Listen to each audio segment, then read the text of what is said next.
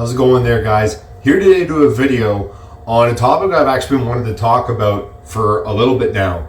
Is the Luxe TM40 any better than a Luxe 1.0?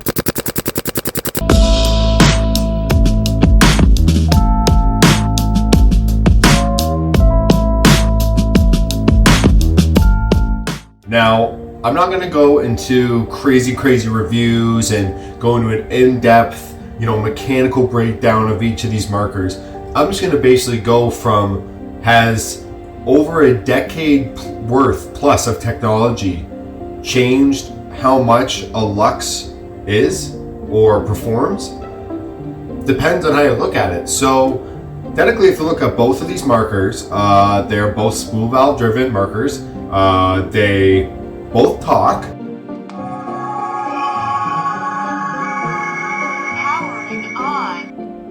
Powering on. Battery level 75%. The major differences in the boards though, one has the OLED display versus one using LED display. The OLED kind of gives you a little bit more feedback in terms of your eye response and a little bit more of an easier menu navigation options with the OLED display. They both have on and off ASAs. One's a little bit of a dated, screw knob ASA. The one has updated to a flip lever design with the Freak barrel still. However, the Freak barrel updated on the newer ones with a Freak XL. They both still have very similar features. When it really comes down to over the years, what has really changed with the Luxe? Straight facts, reliability. Luxes have now become, in my opinion, especially with the TM40, is a reliable marker that I can take out of my gear bag without having to worry about it not working. It works great, it shoots smooth. People say that the TM40 isn't as smooth as previous Luxes, such as the Luxe Ice, for example, or Luxe X. However, the TM40 does shoot very nice. It's like a crisp sort of pop. Versus other Luxes are kind of like that buttery smooth. You can hear in a little bit of the shooting differences between the TM40 and the 1.0. However, I should say this isn't a 100% 1.0. It is right now using the 2.0 power core. I couldn't find the previous power core that was installed. However, this is still relatively 10 years old, this design. So still pretty cool to see the advancements that have changed over the few years. But a couple of the things that I could say between the 1.0 and TM40 that have really changed are all the problems that were in the 1.0 are necessarily gone. So as you can see, I got some tape over the eye covers. That's because the eye covers, the magnets that were inside them would wear eventually. They would pop off and people would be losing them on the field. The tension band in the back cap is starting to lose its strength. So sometimes when you shoot, the back cap might tend to pop up. I have tape on the back panel because the back panel actually broke off and I've had to find a new one and the tabs didn't hold in, so I've been able to put it on the back.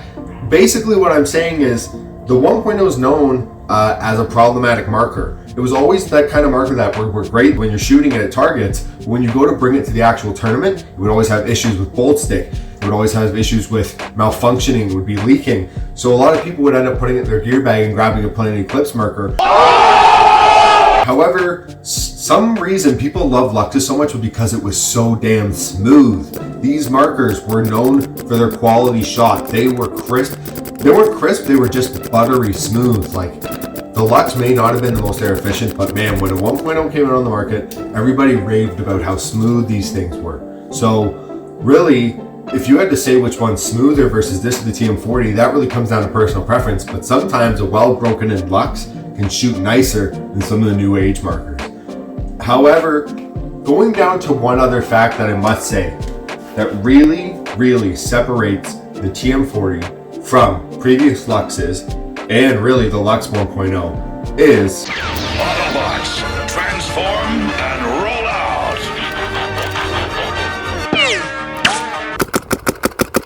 the fact it has a mechanical frame. You can basically use this mechanical frame and the electro frame on the same marker and have two markers in one.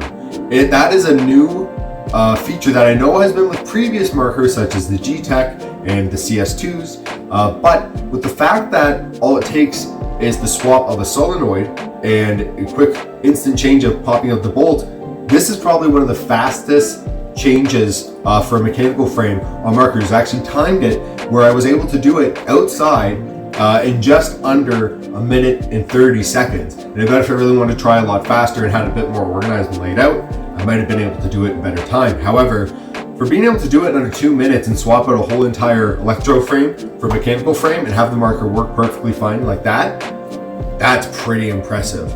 So hands down, one of the better markers on the market if you're looking for something that can swap in between mechanical and electro, the TM40 has it. It is just amazing, and it's so crisp, it's so smooth. The trigger has a very light pull, which makes it fantastic for tournament play if you're playing in those mech tournaments that are ever becoming so popular.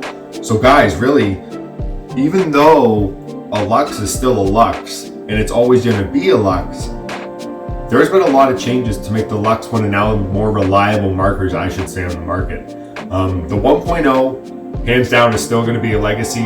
It has been in, a lot of people's minds as one of the highest end markers that have hit the market back in I think it was like 2009 when it first came out.